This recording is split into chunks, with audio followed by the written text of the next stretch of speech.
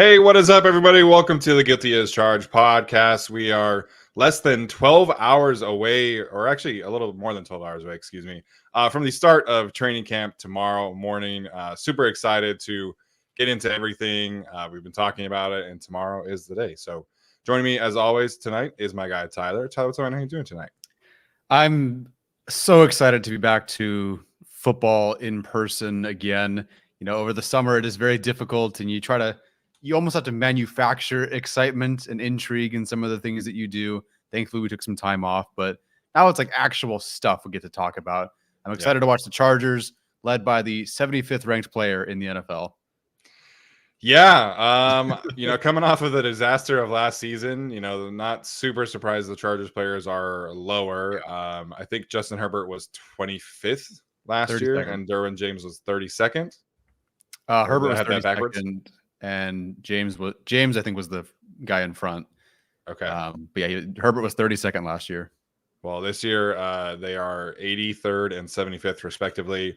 I'm going to assume that Rashawn Slater is not on the list, because if Tristan Wirfs is 85th, I love Rashawn, but Wirfs being 85th, it is what it is. The NFL Top 100 never values offensive linemen the way that they should. Nope. And so those might be the only two players the Chargers get in there. We'll see how high Khalil gets, but they're already in the 70 range. So I don't know, man.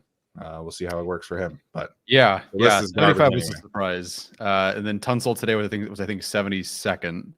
So you're coming down to like Lane, Trent, Panay. And is that really it for tackles that they have above Tunsil and Wirfs?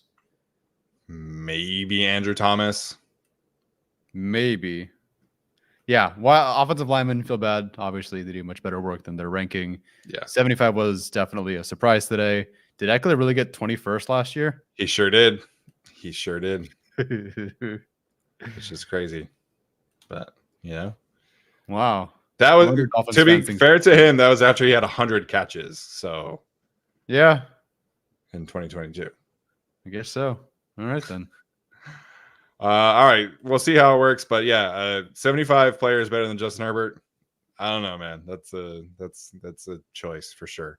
Mm-hmm. As Kobayashi points out, the Chargers did just release a super well done hype video for training camp with Jim Harbaugh's slogan or speech or something. It's on the walls, it looks like, and talking about the players not being born on third base. They had to get to first base and had to work hard, and I thought it was really well done. So the hype videos, I feel like, are going to have a bit of a different tone. I feel like the previous hype videos were a lot more like techno-y ish, and this one was not the case. So will be interesting to see how the content changes for the Chargers this year. Obviously, they've already started making marketing changes with the storm and everything that Jason Levine was talking about on Twitter, and it looks fantastic, and hopefully the videos do as well. I'm mostly just excited for whatever the team store merch is going to be. It's always the best stuff. I love this. I love the other stuff. I'm sure once we get down to training camp, because it seems like they have a little mini store over there, and then at SoFi, that gear, man, that's going to be some good stuff. So I can't wait to purchase that when I get there. Yeah, the stuff online is really hit or miss for me. A lot of the shirts that you order, you just kind of never know what kind of quality. Yeah, like I ordered. I don't know if this happened to anybody else, but I ordered the training camp shirt for New Era, and the New Era shirts are usually really good. But the bolt is kind of in the similar place as your jacket, and it was not fully printed. It was kind of rubber-y-ish, and then the ends of the bolt were hanging off of the shirt. Oh, it was really weird. I got the shirt and it was kind of pointing out, and I was like, what the heck is this? I don't know if that happened to anybody else, if who bought that shirt, but yeah, that was certainly disappointing. That's a bummer. Yeah, but the training camp hat is sick, and if you haven't gotten the training camp hat, definitely do that. All right, today we are going to be diving into specific final questions that we want to see answered throughout training camp. My brain here kind of went really nerdy scheme stuff, and we're going to dive into some things like that. We've talked a lot about roster roles and things, and I don't know if Tyler has a lot of stuff to cover there, but we'll have questions we are hoping to get answered throughout training camp, preseason games, things like that, as we kind of ramp up into the season. So it's going to be a really different training camp because we are very used to, training camp being about a month of practices. This year we get 3 weeks of practices, at least to the public. There's that second joint practice with the Rams that's not even open to the public. So we'll see how, things are reported and things like that. And then we're, like 5 weeks away from the first preseason game, I think, or maybe less. Maybe that sounds like too much. It's like the second week of August, right? Anyways, I'm just trying to get to my birthday, and I'm going August after that. Happy early birthday, by the way. Thank you. All right, Tyler. So in terms of questions you want to see answered during training camp, what's the first one you would like to bring up? Yeah, I think sometimes with this podcast, not necessarily its foundation, but what we try to do is not just follow the main narrative of whatever's going on. We try to get to some of the stuff that's maybe less hypey, less fun to discuss. And what I'm going to bring up is a bit PTSD for Chargers fans, but I'm going to talk about like Joe Lombardi, for example. So hit like and then leave if you're worried about that. I think so often we spend... Subscribe to. Yeah, hit subscribe and then leave. We spend a lot of time thinking about what is going to be significantly different. And we're looking for something that maybe was different than the previous regime or different coordinator or whatever. And I think that with Kellen Moore, right, what was the number one thing we all discussed and were hoping for outside of maybe offensive line play and a run game? It was the deep ball. Oh my gosh, we're going to throw the ball down the field so much. And I think we're doing that again with Greg Roman. It's more about maybe a play action deep passing game, whatever. We're focusing on that. But I want to kind of shift in the other direction because I feel like this was more absent last year. And this was a bigger problem than just pushing the ball down the field and whether it worked or not. And to me, it's finding the singles and doubles in the passing game to make things work and keep drives going when the deep ball doesn't work. Let's say DJ Chark does not work out and he's a shell of his former self. Oh, what kind of offense are you working with here? Is it Ladd McConkey down the field? I don't know. And maybe it totally can work. I'm not saying we shouldn't push the ball down the field either, but at the end of the day, sandwiched in between Steichen and this over-glorified, I think at this point, downfield passing attack, in between that and Kellen Moore and what we all wanted in this downfield passing attack was Joe Lombardi. Now, I'm not saying do that offense, but I am saying in the singles and the doubles, even if it was the same 3 plays over and over again, they kind of had it done to the basics very, very well. And that's why overall, argue with a wall, the Lombardi offense was better overall than the Steichen offense and the Kellen Moore offense, which isn't saying a ton. They got 1 year, but that year 1 Lombardi offense was better. And I think they just had a way of getting the singles and doubles that I think was lacking with the Steichen era and with the Kellen Moore era. So we're all talking about this deep ball stuff down the field, and we're talking about the run game, and that's definitely an aspect of singles and doubles and setting up third and short conversions. But I would like to see how Greg Roman is going to set up the easier wins for Justin Herbert and this offense, because we're also focused on the deep ball stuff. I think that's going to be there, of course. But how does a short intermediate game work? That's what I really want to see in camp. I expect all the deep ball stuff. It's going to make the highlights. No one's posting a 5-yard out on third down, but I want it. That's more encouraging to me because at this point, every year I've bought the hype of the new thing and Herbert throwing the ball down the field, and it hasn't led to great offense. I'd like to see the basics done really well in camp. Yeah, I think it's a really good place to start. I was listening to the Ringer football show earlier or late last week, and Steven Ruiz brought up a point that, he was talking about specifically, which team was he talking about? I can't even remember. But he brought up the, explosive play, percentages, and 84% of the Chargers' explosive plays came through Justin Herbert in the passing game. And that was second worst mark in the league in terms of like the rushing attack, which is like not a surprise to anybody here. And we're going to talk about the run game here in a minute. But how Greg Roman can manufacture this team chances to stay on the field, I think is super important. I think it's one of the reasons why I understand why people are not super excited about Greg Roman, given the way his tenure in Baltimore ended. But I think his ability to manufacture, short third downs and the ability to stay on the field is certainly going to be an upgrade over what we are used to over the past few seasons. Even if you look at average time of possession for these teams, the Ravens, the Bills, the 49ers have always been in the top 10 of the league. And if you're looking at Pro Football Reference up right now, and the Chargers have been in the top 10 a couple of times, the seasons that you think, 2021, 2018, 2013, when LT was around, they were always able to be in the top 10 percentage of time of possession, and just being able to give Justin Herbert more chances. So, I think there's going to be a happy medium that people are going to be pleasantly surprised when it comes to the singles and doubles and the home runs. Because if you look at what Greg Roman and Jim Harbaugh really, really believe in offensively, is that it's the run game, it's the short game, and then we're also going to beat you over the top. And it's not like, the Chargers have, everybody kind of complain about the lack of speed. Well, now Lamek Honky runs a 4.3. DJ Chark runs a 4.3. Quentin Johnson's is a high 4.4. Josh Palmer's a high 4.4. Like, Darius Davis is a 4.3 guy. So this is a very fast, although inexperienced, wide receiver group.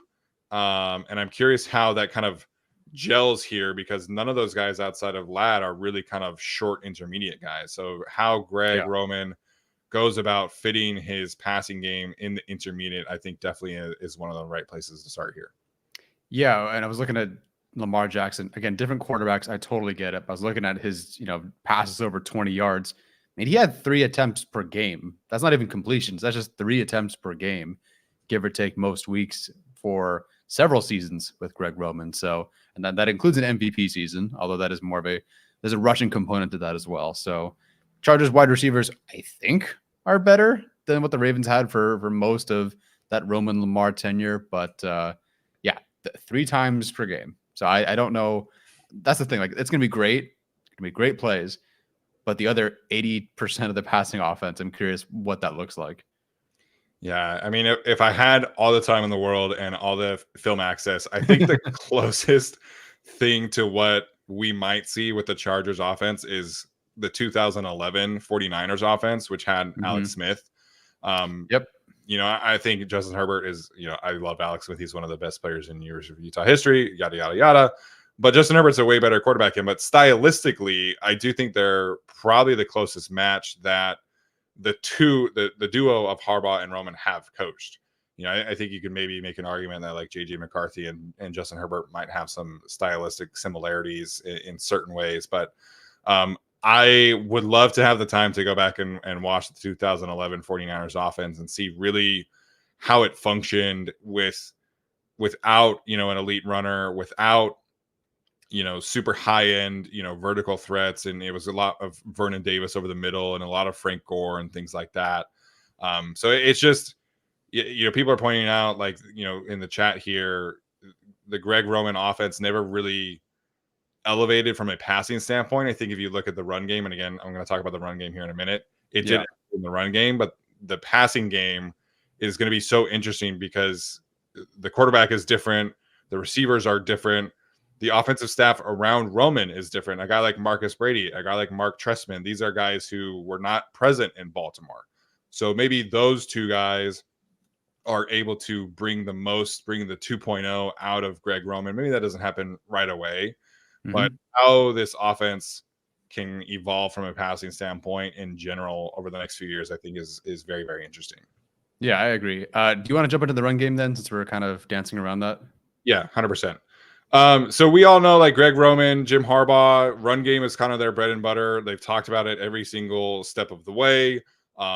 Any offensive coach that came to the podium this offseason talked about, oh, can you imagine Justin Herbert with the run game? Can you do this? Can you do that? And so I just wanted to look at numbers and data and see what I could find in terms of, like, the overall question for me with the run game is how much really can it improve in year one? Well, to do that, I think we probably have to start with what the run game has been since Justin Herbert was the quarterback. In 2020, The Chargers run game ranked 28th in rush EPA per play and 28th in rushing success rate. Not great. In 2021 was the best run game of his career so far. It was 16th in rushing EPA per play and 14th in rushing success rate. In 2022, it took a slight dip to 14th in rush EPA per play and 20th in rushing success rate. And then despite all the talk of training camp of fixing the run game and being more physical and getting downhill, it was the worst run game of Justin Herbert's tenure. It was 32nd in rushing EPA per play and 30th in rushing success rate. So quite literally the bottom of the league. And so it's a very similar conversation we've had a few times on the show of like, can we get to average special teams play? Can we get to average run defense? Like that's kind of where we're at in terms of what I would quantify as a success. But that's not really Greg Roman's history. His history is of truly elevating run games to very, very successful to elite run games. And so I think how he goes about doing that and how, if he is able to get to that kind of level, I mean, if you look at his history in San Francisco, Buffalo, and Baltimore, the worst rushing attack he ever really had was the last year in San Francisco, where they ranked 26th in rush EPA per play and 12th in rushing success rate. The reason they were so low in EPA per play is because Colin Kaepernick had 13 fumbles as a ball carrier, but they were still 16th in rushing success rate. So it's just going to be so much fun for me. I love watching run game on tape to see how he can take this Chargers rushing attack from bottom of the league to, if this is an elite rushing attack, that does so much for their chances on the season. It does so much for Justin Herbert. But even if it's 18th, like I'm stoked about an 18th ranked rushing offense because we've just not experienced that in 3 years, and 3 years didn't really ever feel like that. So how this run game improves, to me, I think is probably the biggest question mark I want to see during camp, especially once they get pads on next week. So this is a bit of a loaded question. I mean, I hate to throw it right back to you, but you are the offensive line guy. It's your bread and butter. I am certainly not the one to give any advice on this. And it's a loaded question. So if it's difficult to answer, my bad. But how does a scheme or coaching, a new one in this case, how does that take 5 offensive linemen, 4 of them basically being, 3 of them being the same, 1 being a first-round pick and then Bradley Bozeman. We had 3 guys from last year. How does coaching and a new scheme take guys from the 32nd ranked offense, granted Corey Linsley got hurt, to anywhere in the middle? Like, what is it about a scheme or coaching in the run game that could actually take a team to that next level, despite having the same 3 of the 5 guys from last year? Yeah, I think it's about matching skill sets, and I that's something I'm very curious about because if you look at the interior of the Chargers, offensive linemen, I think the 3 interior guys, and you can include Jamari there, are very well prepared to run gap and power scheme concepts. I think that's like the main reason why they brought Bradley Bozeman specifically in here, because he was the 5th highest graded center on gap runs last year. That is who Bradley Bozeman is. I did not know that. Nice. Yeah, so that's a real strength of his. Zion in the run game, it's been a bit hit or miss, but the best part of Zion when we've seen him in the run game has been the downhill gap scheme from the Joe Lombardi offense. We heard in person from Joshua Kelly last year that the Chargers Kellen Moore offense was going to be a lot more downhill. It was going to be a lot more physical. Maybe the injuries to Corey Linsley and obviously Rashawn Slater kind of impacted things there, but they were much more heavily inclined towards a zone rushing offense. So they, under Kellen Moore, they had 197 zone carries and 142 gap carries, which A, is not a ton of carries overall, but B, I think this offense is going to be more physical, more powerful, more gap scheme related. And for the interior guys, I think that's going to make a ton of sense. The tackles, I think, are more scheme versatile than that. I think both of them can play gap or zone. The really exciting part for me is that the Ravens were top 5 in the league in pulling their tackles while Greg Roman was the offensive coordinator there. So they're going to look at Rashawn Slater and Joe Alt, who are fantastic pullers. Like, one of the reasons why I started to kind of turn on Joe Alt was watching him particularly run these concepts where he could go as a puller. Pin and pull in particular was like the best thing Joe Alt did on tape, in my opinion.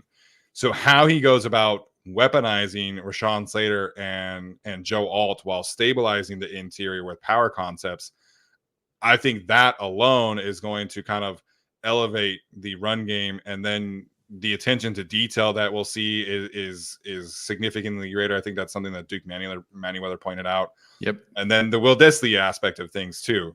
So I think the floor for this rushing offense is very, very high. For me, it's just like, okay, how high are we talking about a ceiling? Because I don't know about the ceiling due to the running back situation and due to, okay, what if Will Dissly gets hurt? That takes a large portion of your playbook out. But schematically, details, effort, time on task put into the run game is all going to really stabilize the rushing attack. Where for me, if they're worse than 20th, I think I will end up being pretty surprised. Yeah. Well, great response there. It's funny because Steven has a doc for notes or whatever and ideas, but we don't really communicate about what we're really going to talk about ahead of the show. So it's nice to be able to throw something to you and just kind of explain it in that way. Regarding Will Dissly, real quick, I couldn't find a way to create a question for this, but I just was going through the research and the numbers.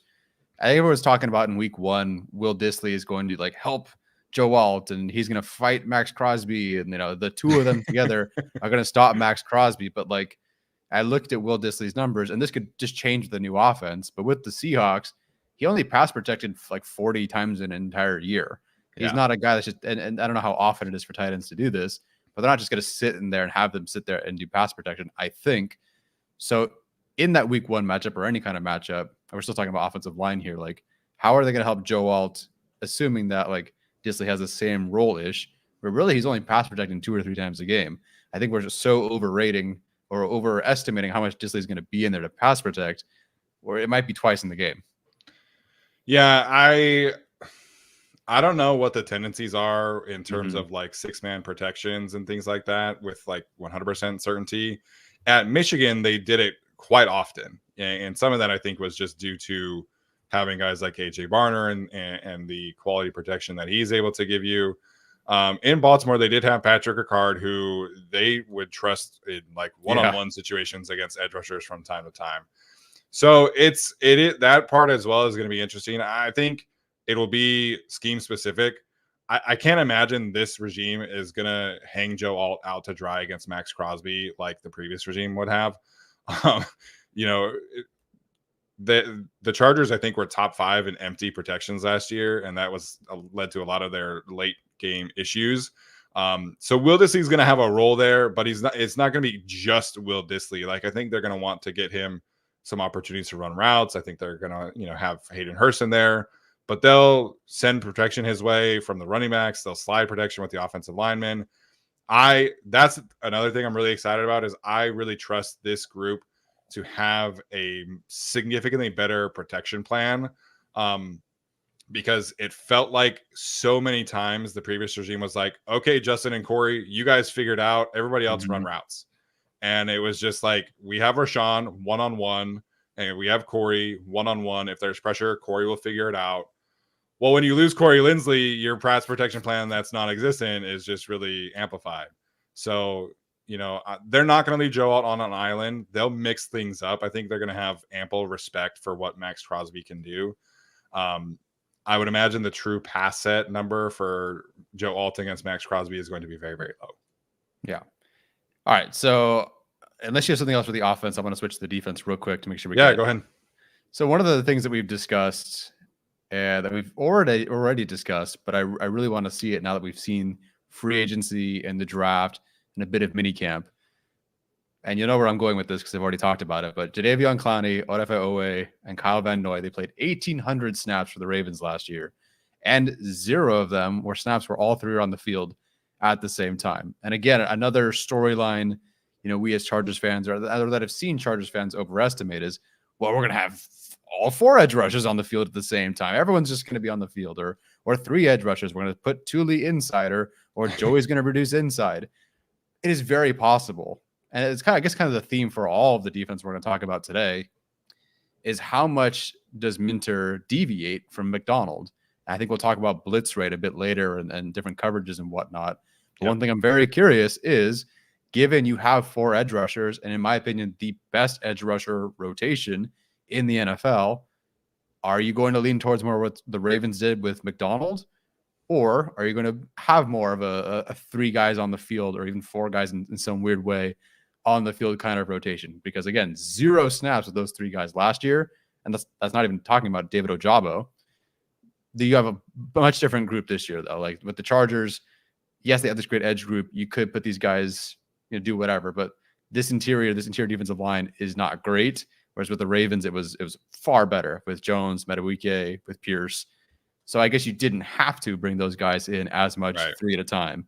With the Chargers, how much do they depart? How much does Jesse Minter depart from what we've seen in the NFL with McDonald?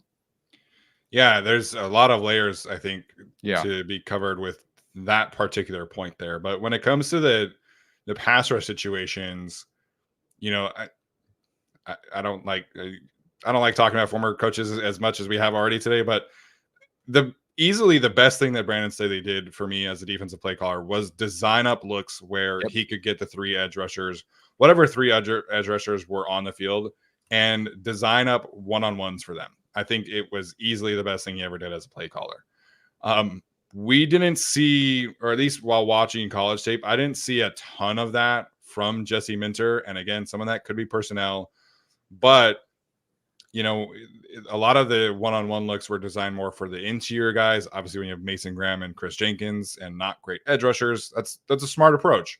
Or the blitzing linebackers, whether that was Junior or the other guy who I can't ever remember his name right now. Those guys kind of tended to get the designer one-on-one looks. And so, I think it is very interesting to see the general plan of these 4, because Bud Dupree came out and said the Chargers sold me on the 3 edge rusher looks, okay, well, the Chargers have 4, they already have 3 without you. Yeah. So, how does this defense manage that? If Bud Dupree's playing 15 snaps a game and he gets a little upset about that, how do they handle that internally? If Thule is playing 15 snaps a game, we're all going to be very, very upset about the 3rd best player on last year's defense and one of the best rookies in the NFL not playing a lot. So the team's not going to worry about that, obviously. But, how do they handle, doing this? It's similar to okay, you have 4 really good receivers. How do you get the football around to all of these guys?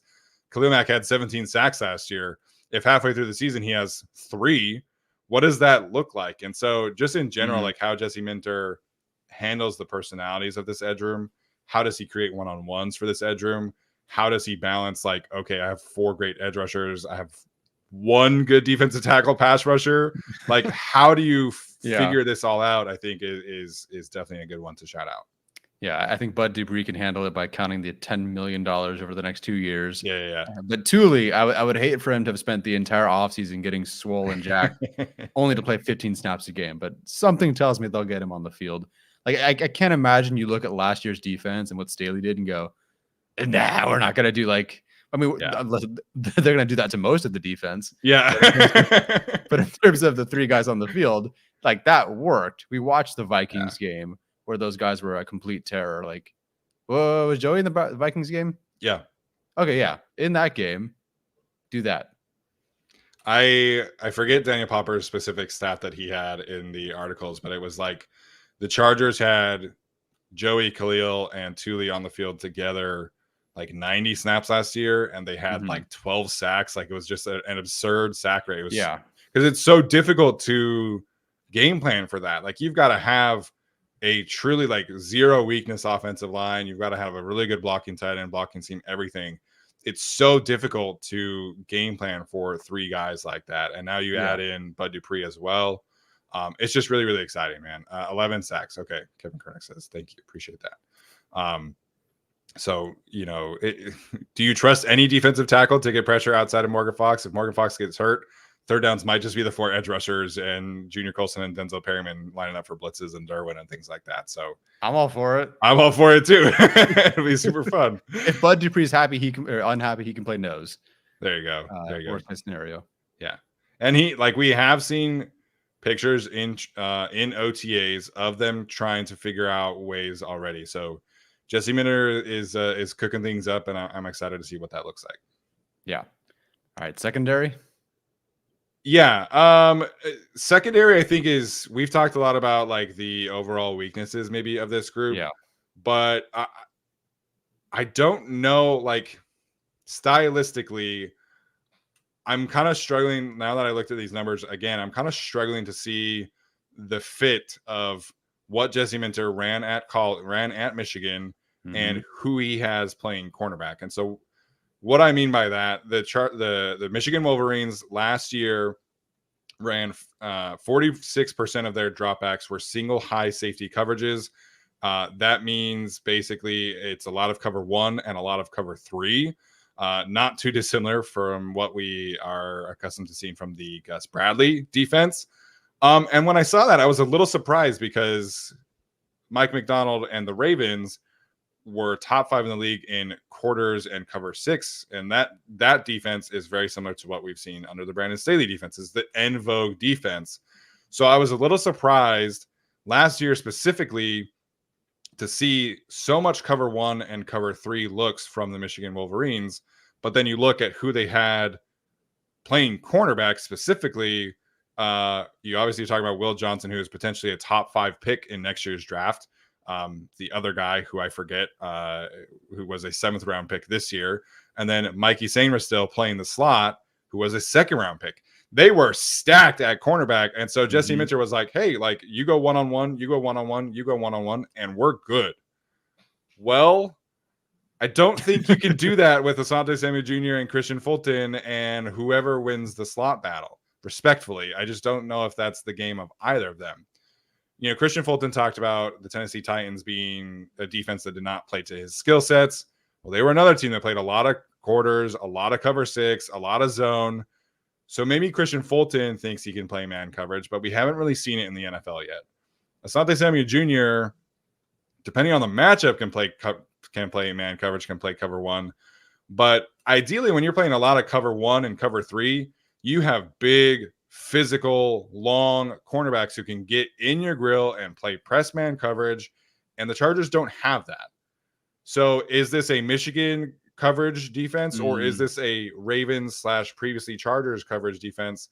Is going to be really interesting. Where does Jesse Minter plant his flags, and how does he maximize the cornerback room by protecting them maybe a little bit more than they probably individually think they need to be? Yeah, it's a great call. Jesse Minter has by far the toughest challenge of anyone. There's maybe more expectations for the offense and Justin Herbert and Greg Roman, but this defense, and in particular the secondary, it's a challenge. We all discuss, okay, let's have Derwin James do this and play in the slot more. And Joe Ortiz broke up the nickel position as, your true nickel and then your big nickel. Whatever Derwin is for them, whatever they feel, fine. Technically, he could be both. But okay, you bring Derwin James and you play him in the slot more. He's got to rush the passer. Well, that sounds awesome. I can't wait to see that. Okay, but you're running the risk of bringing another safety onto the field. And who is that safety? Is it AJ Finley? Is it Tony Jefferson? Is it JT Woods? Don't love that. Okay, so what about regular nickel? If you're trying to play 3 corners, right? Have 2 outside, 1 slot corner. Great. Who are your slot corners? I'm not so sure. Like it's so tricky to figure out what they even want to do in terms of cover 1, cover 3, whatever it is on this defense, because they don't have the guys to really do much. So do you just put more DBs on the field? Is putting more DBs on the field and emphasizing, I don't know, 4 DBs, 5 DBs, 6, whatever it is that better? I don't know, because you run the risk of putting guys who really shouldn't be out there, who aren't ready to be out there on the field. So it's such a tricky situation because there really isn't, like, other than Derwin and Alohi, but they are safeties. There's no corner that you could really hang your hat on as like the guy. And there's not even a second guy or even a third guy out there. So what he does, how they work through this, it's going to be interesting because I'm almost more intrigued by the other guys that aren't starting than the guys that are. And so I'm curious in camp, we're not really talking about battles as much this episode, but is Dean a better fit than Fulton? Is Cam Hart, you talked about a bigger corner, is he a better fit? I mean, honestly, I don't think it'll happen, but is Cam Hart a better scheme fit than Asante Samuel Jr.? Maybe. I don't know if he's a better corner right now, but is he a better fit? Maybe. Tari Heap still is, if he hits his potential, probably a better slot corner fit than Jaw Taylor, but he's not going to start yet. So this whole DB room is fascinating, from the battles to how they deploy them. We'll see. I don't think the Chargers will know the answer to that until far into the season. Yeah. I think you just got to give it a whirl week one. Watch what Bowers and Adams and Mayer and all these guys do, and then recalibrate from there. Yeah, I think the way you go about protecting these cornerbacks is going to be kind of the story of particularly the early portions of the season. Because the way that you do that is more quarters, more cover six. You give them safety help. You give them linebacker help over the middle. Well, that kind of goes, again, counterintuitive to what Jesse Minter was at Michigan. The title of this show is, Will Jesse Minter blitz the Chargers defenders like a psychopath?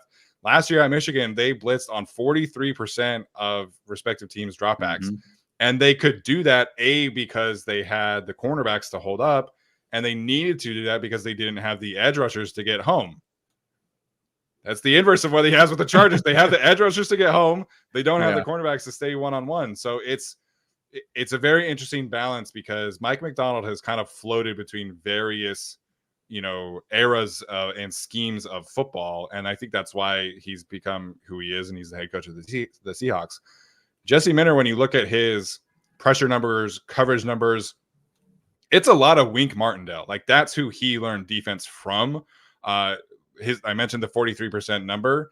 That was exactly the same as the New York Giants last year, coordinated by Wink Martindale. So there's a lot of that Ravens and Giants defense in Jesse Minter. I don't know if the Chargers have the particular personnel to run that kind of defense. Now, you could really elevate this to psychopath levels. That's what Brian Flores did last year. The Giants were second at 43% in blitz rate. The Vikings were first at 52%, a whole 10 percentage points more than anybody else in the league in blitz rate. And it worked. Like, that's another way you can protect your cornerbacks, is just get home fast, and we're just going to send everybody. So Jesse Minter in general, like, I've listened to all of these podcasts about, training camp, people who could swing a season, and training camp questions that, like, all these NFL insiders want to talk about. Nobody's talking about Jesse Minter. And I think, like, as a casual NFL fan, he's one of the most interesting coaches in the NFL this year, because of where he comes from, the way the league is trending right now. Everybody's trying to get a piece of this Ravens defense. But does he have the personnel to really run what he wants? Or is he going to have to crank everything up to psychopath levels, and we're going to blitz at 50%? We're going to cover you to death, and we're going to take all these chances, try and create as much havoc as possible, get sacks, get turnovers, and we're just going to play balls to the wall and let everybody play with their hair on fire. And if that's the case, I'm super excited to watch that kind of defense, because it's very different stylistically than what we have been used to over the last few years. And that's Staley and Bradley. Like, Staley blitzed, but it was very like, we're still going to cover deep. We're still going to try and be passive. We're still going to try and protect ourselves. And Gus Bradley never blitzed ever. So how Jesse Minter puts all of this together is so interesting to me, and nobody outside of Chargers fans are talking about it. No, Brett Coleman, those guys definitely talked about. They're very high on Jesse. They love Jesse Minter. Higher than I think I'd give.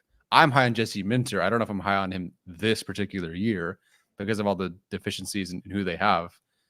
Looking at the Giants last year in their corner room, Nick McLeod, Darnay Holmes, Cordell Flott, Bobby McCain, Deontay Banks, first round pick, played 15 games. Trey Hawkins and Adoree Jackson. Adoree Jackson is currently a free agent, not even signed by anyone right now. I don't know half the names on that list, and I that kind of sounds like the Chargers situation this year. Is Zont equal to Banks last year for the Giants? Fine. So yeah, I could definitely see Minter going for that this year. And honestly, whatever happens this year with Minter, I think the core ideas could be there, but I'm really not going to lean so far one direction and say, oh, that's what Minter has wanted to do this whole time. That's going to be his defense. I don't think we're going to get that.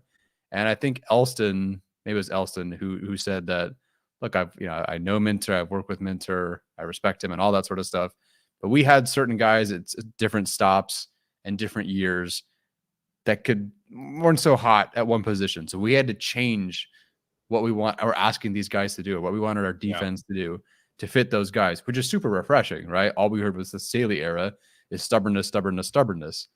With this regime, with Minter, I think they're going to be flexible. So I'm very curious to see how he does things this year. And if that completely flips next year, if they sign a really good corner, draft a corner in round 1, does that completely change? Because, I mean, they might lose Khalil Mack next year. Maybe Joey Bosa doesn't work out. And suddenly we're in the inverse again. We're back to what it was at Michigan. So this what Minter does is going to be so fascinating because it's forcing his hand to be a little bit different than maybe what we expect. So I'm excited to see what he does. Yeah, I've never been more excited for the unknown than with Jesse Minter because he could do so many different things and I would understand all of it. And that's what makes it so exciting to see. And I think we've seen some glimpses here and there of like what they are trying to figure out. But how does this all come together over the next few weeks is just going to be so interesting. I feel really bad for the second team offense because I would not want to practice against this defense as Jesse Minter is just throwing all kinds of shit against the wall and seeing what sticks because that would be very, very difficult. No pun intended there. Decent stick, obviously. That's just going to follow us forever. I make it so unintentionally now. I say stick something. Change your name. Yeah. Easton Stick, the quarterback, and the stick offense from Joe Lombardi. So, yeah, it's going to be a ton of fun. And I hope that we are able to get, we're going to be in the stands, right? Obviously. And I hope we get some defensive days when they're actually like close to the stands so we can like really focus in on what they're doing and how much does he reveal in the preseason also, like with the second team defense. So there's a lot of unknown with Jesse Minter, and I am anxious, but very, very excited to see what it looks like. And that's the thing. Training camp, preseason, we'll push narratives. We'll start to formulate some ideas. But frankly, I watched the Chargers rush for 623 in the preseason, only to not do that after week 2. I'm not putting a whole lot of stock into all that we see. And I can't imagine Minter's like, yeah, let's go ahead and do this or that. I remember Staley with like the second or third unit. So when they had linebackers like Nick Neiman, Ogbongbemiga, those guys, I remember them blitzing quite a bit with those guys and at least showing something that way. So maybe we'll see that, but yeah, we'll have to wait and see because Khalil and Joey aren't playing week 1 or in the preseason anyhow. Probably not even Dupree. Bud might play. I don't know. Yeah, I think Jim Harbaugh will play starters in the preseason a bit more than Staley did. Obviously, Staley didn't play them like at all, but I have no idea what this is going to look like, and should be a ton of fun. Did you have another question you wanted to get to here? Only a very brief one, and it's completely almost off topic, but it's just how the practice looks and is formatted because we have not seen this before. And I only bring it up because if you watched 2021 and how the special teams practiced, they practiced 50% of the entire practice. It took an hour for special teams to get through everything. And we barely felt like we watched the defense, the offense play. When Ficken walked in, it was 10 minutes, we're done. Like, that's it. Boom. Perfect, done.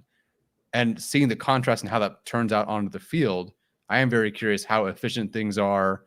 If mistakes are made, how are those corrected? All that sort of stuff. Because we have not seen anything like this, I don't think. I think Ficken will do his thing. That's not going to change. But Jim Harbaugh, it's very different. So we'll see what happens. Yeah, there was somebody in our comment section from yesterday saying that they weren't sure if Jesse Minter could handle the new kickoff rule. I'm like, or not Jesse Minter, excuse me, Ryan Ficken.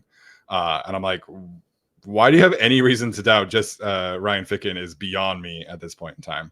But I think we've seen in the OTAs where the special teams sections are kind of like at the end of competitive periods, which I think that makes a lot of sense for how to run games or run practice, because that's how you play a game, right? You have Mhm. your competitive thing, and then you do your special teams work. So the other thing with how practice is structured, um, we're so accustomed to 10 a.m. practices in training Mhm. camp.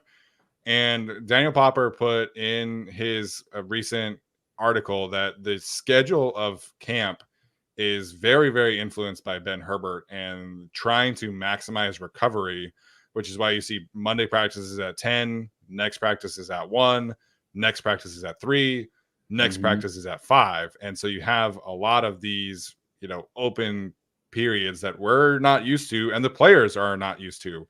The back together Saturday is usually everybody in the league is done by noon. The Chargers are starting practice at 5 p.m. So the Ben Herbert aspect of training camp is also, I think, going to be very interesting. The facility at Costa Mesa, it was next to a high school. It was at Orange Coast College.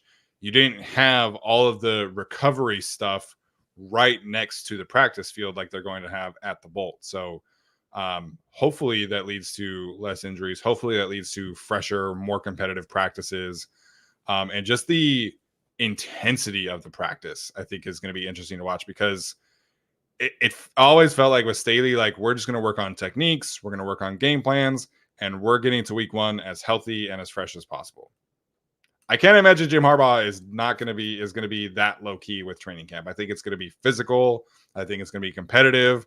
I think it's going to mimic more of like what Andy Reid training camp Yep. practices are, right? That are very infamously very physical and intense. Kyle Shanahan as well, because you can't come out and say we want to hit you in the mouth and be physical and then have a soft training camp. Like that does not go Mhm. in the same line. So, practice in general, structure of it, how intense does it get? Are we going to see some training camp fights this time around? I don't know. It's all going to be a new experience for us, and how Harbaugh and Herbert and everybody format all of it is going to be very exciting to watch. Yeah, I'm glad you reflected on the intensity and how they're going to practice. I assume there's going to be more puking this year. Don't really see it too often, but it'll be pretty physical, man. I really think they are going to push that. To me, unless you have done this for a while, and maybe with Harbaugh that's true, but even with college football. But if I'm following anybody, it's the Chiefs and the way that they practice. Like if that's how they practice, I'm doing that because they snore through the regular season. We all think they stink. And it comes down to the preseason when they should be tired and injured, and they turn it on and win 3 Super Bowls. So like that's what I'm going after. And regarding the staggered practice times, I tried to nerd out. I was looking through like scientific literature to see if there was a benefit to like 2 or 3 hour differences. I'm intuitively that makes sense. Like if I have to work out the next day, 27 hours feels better than 24, I'm guessing. But I couldn't find a specific thing. But I'm curious if it also has anything to do with just working and operating and being active in different, not time zones, but different times of the day. This team will travel the most miles of any team in the NFL this year. I think having to wake up at different times, work at different times, be on at 5, be on at 12, be on at 10. I think that might play a bit of a factor into the Chargers being a bit more flexible this year. So even if it doesn't, we can never really tell if it works. Intuitively, I think it makes sense. So again, I like the little margins. They're going to try to win in the margins, and hopefully, everything pulls out and becomes one more win this year, which could be huge. Yeah, I mean, it makes sense also from a lot of these guys are coming from the college area, right? And you can't always practice at the same time every single day, which is kind of what Brandon Staley went for, which I can appreciate because I'm huge on routines and habits, and I want to be like have a very set schedule. But when you're in the NFL, practicing every day at 10 a.m. or 3 p.m. when they would do during the season, it gets old. And so being able to like mix up times, mix up routines, I think can kind of keep players a bit on their toes, and, get accustomed to, not having the same routine. So when you fly to Atlanta for a 10 a.m. kick, you're not like, oh shit, like I'm just like so out of whack right now. So I think that is a real thing as well for traveling, for playing during the season, playing on a Thursday night game, playing on a Monday night game. Well, we're used to not having the same routine, and so you're kind of able to just get with the picture, so to speak. Yeah. Again, I don't know what scientific literature or anything points to any of this. There's an argument for routine and waking up at the right time and having right sleep patterns. I get that. But I could also paint enough of a picture and get why they'd go in a different direction. And I'm not going to argue with Ben Herbert and the results that they've had. So I'm excited to see how it works with the Chargers. Yeah, you and Jameson can put your heads together and do a medical research article, and Alex as well. Blobfish too, neuroscience major. Wow. Okay. Blobfish, man, full of surprises. Yeah, he's got I believe, don't quote me, buddy. Yeah, if you've been watching this, but I think he has a PhD, or he was a PhD candidate. I couldn't remember, but yeah, a lot of Guilty as Dorks podcasts. Oh man, good stuff. I think that was the right way to end the show with talking about like training camp practices and things like that, because everything is brand new for us. The Ticketmaster solution today was fantastic. I got right in and got my tickets for next week. So bravo to the Chargers for calling an audible and making it work for all of us. It was very, very easy today. So hopefully you guys got your tickets. As I've said previously, Alex will be at practice by himself on Friday. Alex and I will be at practice together on Saturday. And then the three of us, including Tyler, are going to be at practice on Monday. And then I'm trying to work out another day after that for me to attend. Family and I are going to be down in Newport the week after that. So trying to figure out another time to attend practice. All right, Tyler, any other final thoughts before we head out? See you guys on Monday. All right, guys. Appreciate you for tuning in. Make sure to like, subscribe, review, all that good stuff. Does really help continue to grow the show. Tell your friends, all of that. We appreciate you guys. Thank you for the support as always. This has been another episode of the Guilty as Charged podcast. Bolt up.